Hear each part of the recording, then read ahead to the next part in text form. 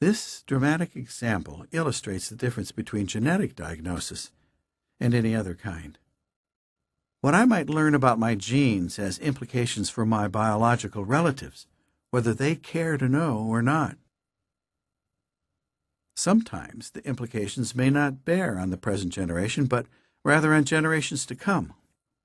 Fragile X is the commonest form of inherited mental retardation. Down syndrome is more frequent, but occurring spontaneously, it is not usually inherited. In addition to a low IQ, symptoms typically include a notably long face with an outsized jaw and ears, and a hyperactive, occasionally irritable temperament. Like DMD, it is a sex-linked disorder.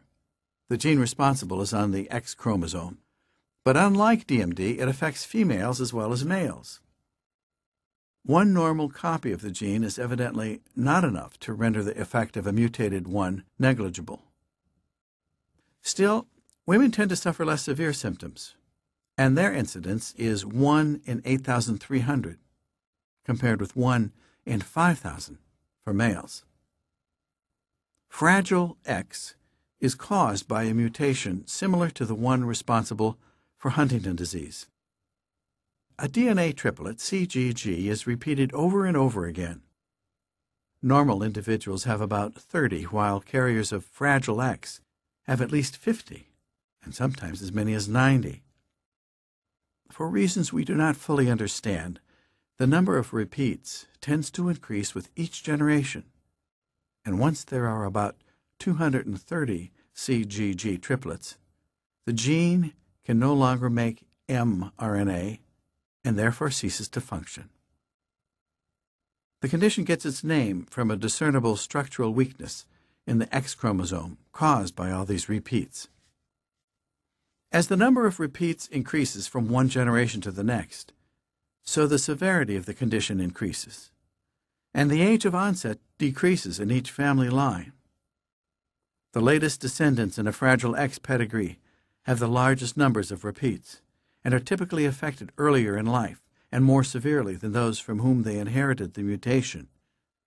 Geneticists may therefore identify individuals carrying a permutation, too few repeats to cause problems at present, but sufficient to result in Fragile X in subsequent generations, given the likely expansion next time around. We do not yet know exactly what the protein produced by the affected gene does, but it seems to bind to messenger RNA molecules in the connections, synapses, between nerve cells. Like ongoing research into Huntington, DMD, and many other genetic afflictions, studies of Fragile X have been galvanized by those most directly affected, the families and loved ones of sufferers. FRAXA, the Fragile X Association, has been hugely effective in raising money and in inducing Congress to support Fragile X research. Though some scientists may cynically view such groups merely as agencies that offer individuals in dire straits the comforting illusion that they are not entirely powerless, experience shows that dedicated, resourceful, and above all, motivated organizations like FRAXA sometimes do hold the key to cracking these diseases against the long odds. To those who take the biggest gambles, financial and scientific, sometimes, with luck, go the biggest rewards. Many women hearing this may be asking themselves the question, why wasn't I tested during my pregnancy for cystic fibrosis, or Fragile X, or DMD? Sadly, some of them may even have children with one of these afflictions. In the wake of the genetic revolution that has transformed medical technology, one notes a singularly depressing and senseless fact: the uncoupling of scientific progress and patient care. Actually, it might be more accurate to say that due attention never was paid to coupling them properly in the first instance. In any event, many women are simply not informed of their options, and tests now readily available are hugely underused. As a head of the Human Genome Project, I made sure to fund efforts to promote understanding of how the knowledge that would soon be pouring out of the sequencing machines would affect, for good or ill, the lives of countless people.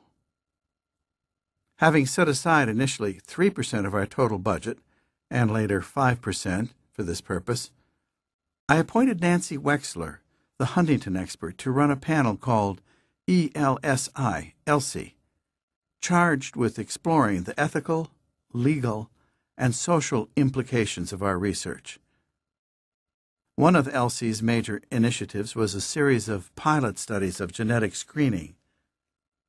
At a time when every newborn was screened for PKU, it was necessary to ask whether medicine could responsibly fail to offer at least the option of screening for cystic fibrosis, DMD, Fragile X, and every other grave human ill that was within the power of science to predict.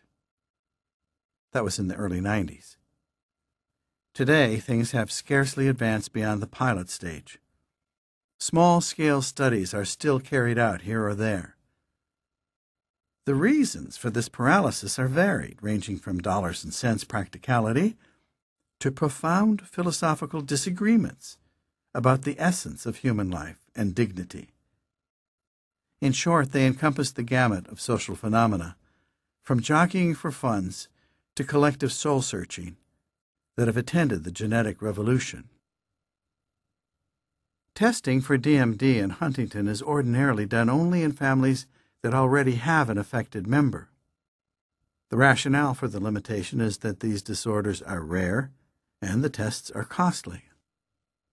This social calculus is debatable, but the same reasoning does not hold in the case of cystic fibrosis, for which testing is nevertheless also limited.